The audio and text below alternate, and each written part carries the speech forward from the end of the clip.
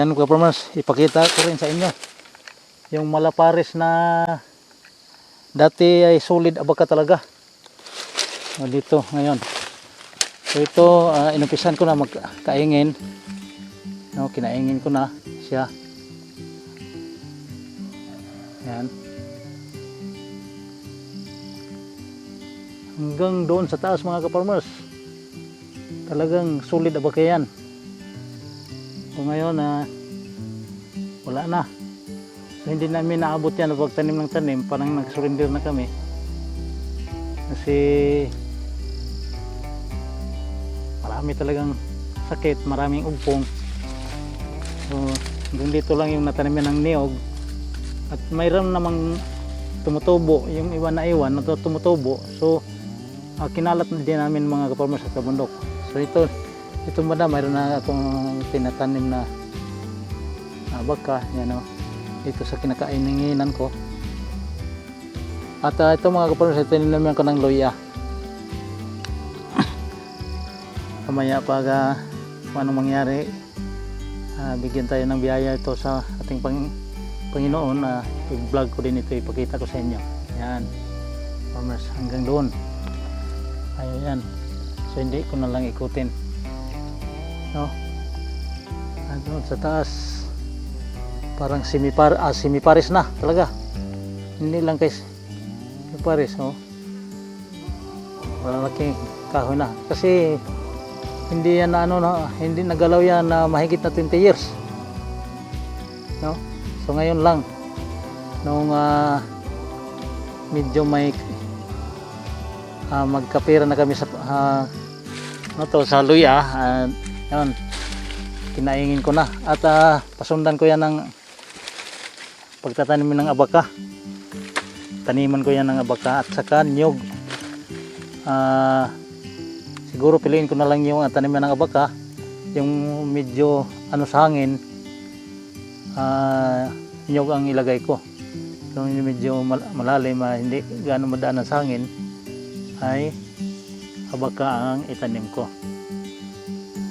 Okay, so yan ka-farmers, samahan nyo ako, mag-ikot ako doon sa ibang may-ari din kung anong nangyari doon sa kanilang mga abakahan. Okay, samahan nyo ako doon mga ka-farmers.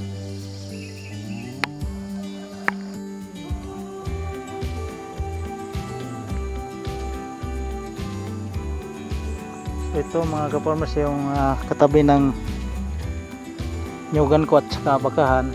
Ito yung katabi. So tingnan natin. Medyo maganda na siya. So, medyo naka-recover na. Pero kan pa rin walang gamot. Hindi natin alam kung babalik na naman yung sakit na ugpong, no? So alam nyo mga kaparmas at kabundok kung anong ginagawa dito, bakit siya naka-recover, no? Dito parang pinabayaan lang ito muna, no? At nung malakas ang ugpong, pinabayaan, hindi nilinisan, no? So ngayon ito na, ayan siya, samara. Medyo, hindi naman ito gaano kalaki mga kaparmas sa bundok, pero nakita natin na walang ugpong dito nga sa ngayon, no? Hindi natin alam kung kailan na babalik na napalaki ang mga kahoy. Kasi pag nalinisan mo ng husto tapos tag-init, yan, malakas ang ugpong. Yan ang napansin namin dito mga kaparmas sa bundok.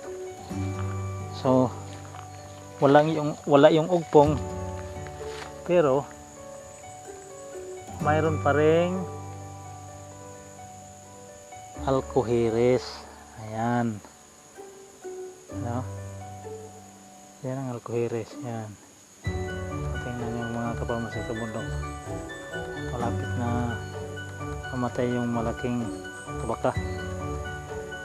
Pero yung sakir niya mapansin natin na mayroon din siyang sakit. Lapitan natin.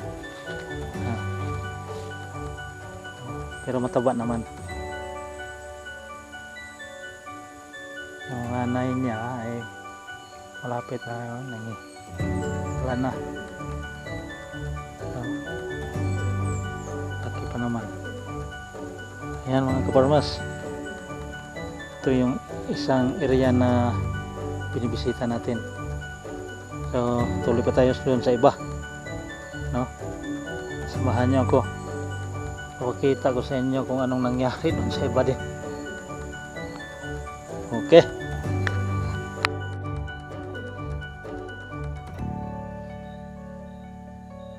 Okay mga farmers, ito lahat na may mga niyog, yan dati mga bakayan, no? Yan, ikot ko yung camera doon sa likuran ko. Yan, may mga niyog, no? Mga kahoy, pati yung may mga kahoy mayroon niyang abaka dati dito banda sa baba. Kita ko sa inyo.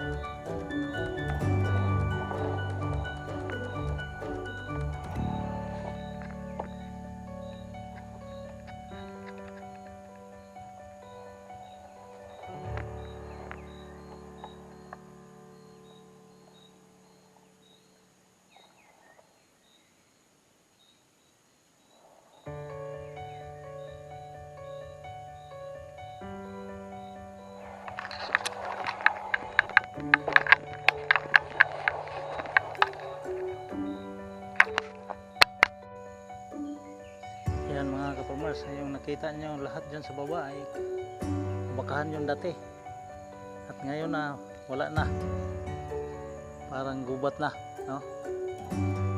So yun, hanggang dito paikot mga kaparmers at kabundok, bakahan yan ngayon, no? Mayroong niyog at saka lubi, may pa hira na lang yung abaka mga farmers kasi lumural na yung may-ari dito, no? Yung banda may niyog, hanggang sulit abaka yan mga farmers hanggang doon sa taas, no?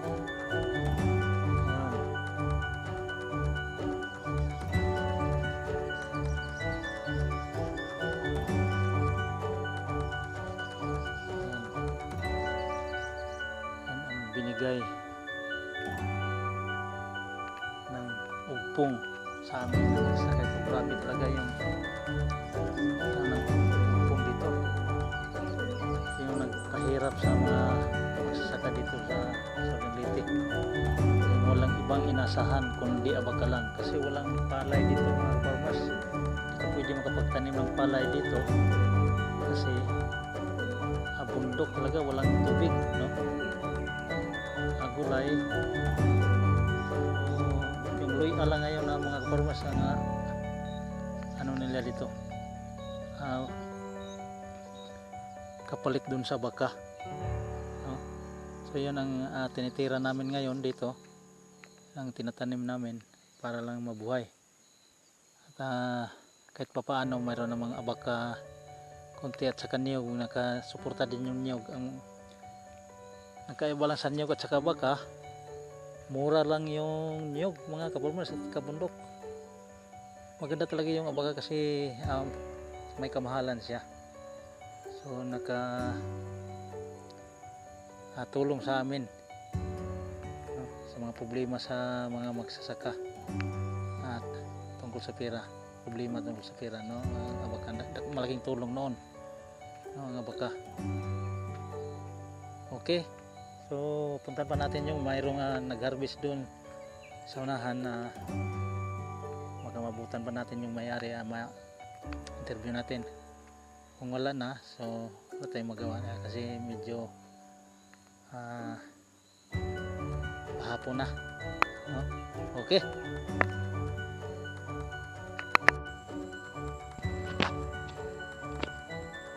so ito mga kaparmas, ipakita ko rin sa inyo yung abakahan ng parents ko.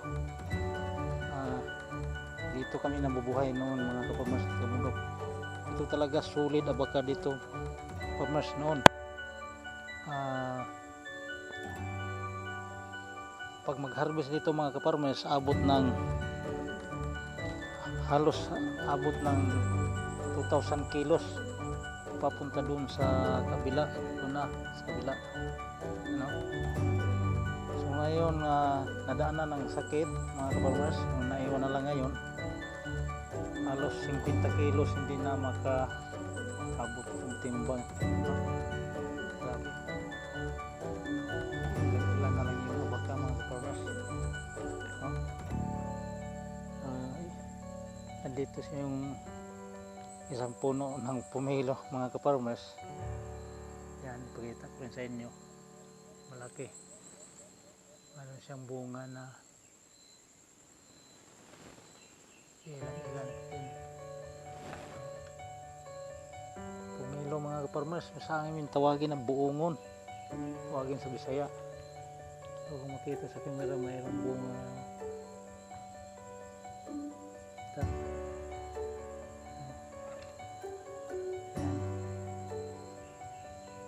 Yan ang puno niya, laki na ito mga kaparmers. At pangalawa lang ito sa pinakamalaki, mayroon pa isa doon sa mababa, doon sa baba mga kaparmers. Hindi na natin ipakita kasi nandoon, malayo nandoon sa baba. Yan, naiwan dito mga kaparmers. Gabi na malalaki, yan na lang na naiwan dito, banda.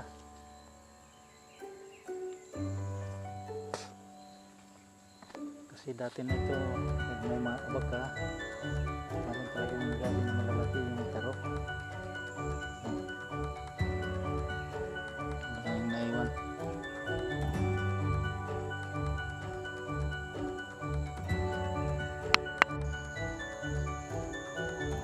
So ito mga kaparmers, bagong harvest ito at bagong tanim. So ito ang pinakaunang harvest mula nung tinanim siya. So wala naman tayong napansin na sakit mga kaparmers kasi bagong taniman. So sana tuloy-tuloy na ito, wala nang sakit, no? At karamihan dito 2 hanggang 3 harvest mayroon na namang sakit, no? Sana ito ngayon tuloy-tuloy ito na. Tingnan nyo mga kaparmers, bagong tanim to, yung ganyan kalayo yung bagong tanim. Yan. So pinakaunang harvest mga kaparmers, bali kulang-kulang siguro ito yung tatlong taon wala nung tinanim, no? So naka-harvest na. So sana tuloy-tuloy ito. Ayan. Ang gandang tubo niya. Pansin mo kahit sa dalawang sakit na matindi, wala pa dito ngayon kasi bago tubo pa.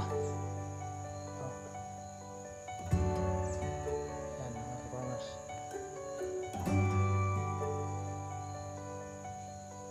So hindi natin abutan yung nag-harvest dito. May interview sana natin. Umuwi na. So yun ang fiber na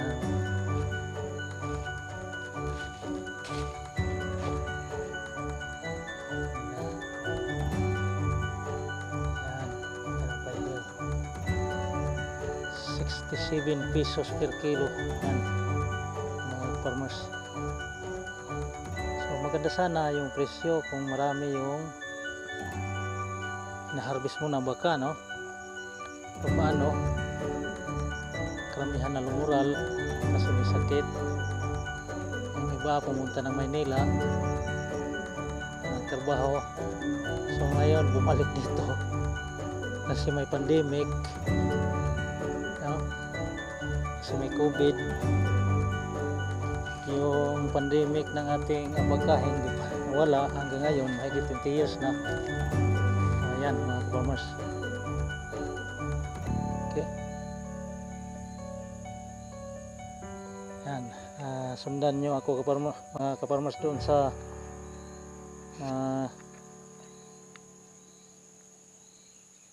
tatlong harvest na at maganda pa rin. Maganda pa rin, wala pa rin sakit. Panoorin nyo sa daanan natin ngayon sa isang area. Sana tuloy-tuloy na, no? Mawaan tayo ng ating buong may kapal. Okay, sundan nyo ako mga kaparmers. Punta natin yung walang sakit na abaka sa tatlong harvest na. Okay. Okay mga kaparmers, ito yung isang area din na bagong tanim at tatlong beses na hinarbisan. Yun, maganda, wala na tayong nakita na sakit. Sana tuloy-tuloy ito mga kaparmers, no? Hindi na matamaan ng sakit dun sa ating area mga kaparmers. Napansin naman natin na ilan lang, sabagay ilan din na baka, no? Ayan mga kaparmers, baka. So sana tuloy-tuloy na ito. Bigyan ko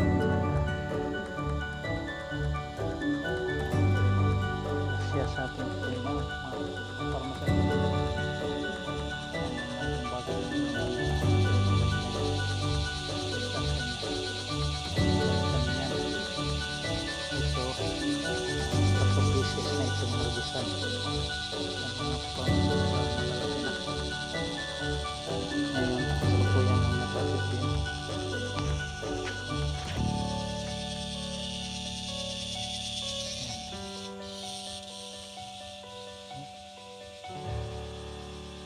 Ganito talaga mga kaparmers noon, walang damo, halos wala kang makitang kahoy, baka lahat na makita mo wala nga niyog kasi hindi tinaniman ng niyog, no?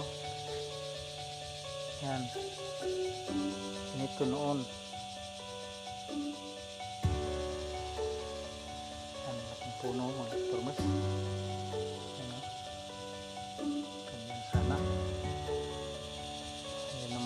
Yung mga magsasaka dito.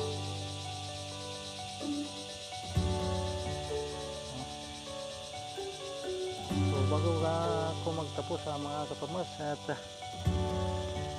subscribe na lang mga kaparmers, like ang share, importante ma-share mga kaparmers para baka may mag-comments na taga ibang bansa, then kung paano gamutin yung sakit na ugpong at saka yung alcoholis, no?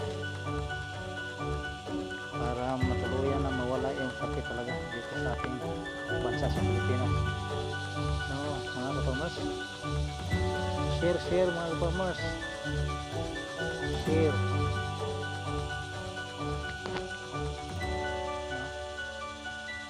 Kung gusto mong makita mo yung ibang mga video ko dito sa bundok, kaya pindutin yung notification bell, no? So nandito na lang tayo mga ka-farmers, at muli maraming salamat sa inyo mga ka-farmers sa bundok. Okay, thank you.